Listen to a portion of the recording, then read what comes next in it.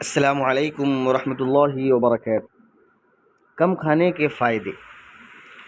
اور اتنا زیادہ کھانا مکروہ ہے جس سے پیٹ بالکل بھر جائے، اور ایک روایت میں ہے رسول اللہ صلی اللہ علیہ وسلم کا ارشاد مبارک ہے کہ آدم زاد پیٹ سے بدتر کسی برتن کو نہیں بھرتا۔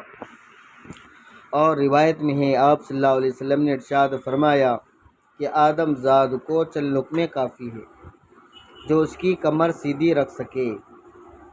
اگر ضرور کھانا ہی ہے تو 1/3 کھانے کے لیے، 1/3 پانی کے لیے اور 1/3 سانس کے لیے رکھیں۔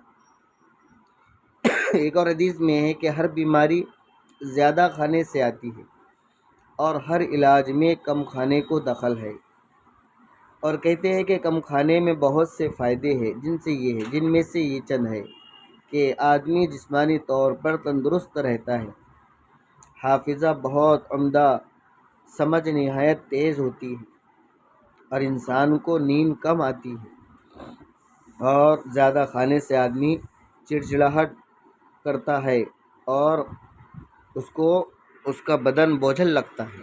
اس لیے کم کھانے کے بہت زیادہ فائدے ہیں۔ مستحب یہ ہے کہ نمکین کھانے سے ابتدا اور اسی پر انتہا ہو، کھانے کی ابتدا بھی ہو اور انتہا بھی ہو نمکین سے، کہ یہ سنت ہے، اور کہتے ہیں کہ اس میں 70 بیماریوں سے شفا ہوتی ہے۔ نیز مستحب یہ ہے کہ اپنے قریب سے کھائے، اور اکٹھے مل کر کھانا تنہا کھانے سے افضل ہے۔ حدیث شریف میں ہے کہ اکٹھے مل کر کھایا کرو، اس سے اللہ تعالیٰ برکت نازل فرماتے ہیں۔ روایت میں ہے کہ حضرت صلی اللہ علیہ وسلم نے ارشاد فرمایا کہ وہ بدترین شخص ہے جو اکیلا کھاتا ہے، اپنے غلام کو مارتا ہے اور اپنے منافع کو روکتا ہے۔ مشہور ہے کہ اللہ تعالیٰ کو وہ کھانا بہت پسند ہے جس میں زیادہ ہاتھ پڑتے ہو، یعنی مل کر کھانا بہت پسند ہے۔ ایک شخص نے آپ سے شکایت کی ہے کہ میں کھانا کھاتا ہوں لیکن پیٹ نہیں بھرتا۔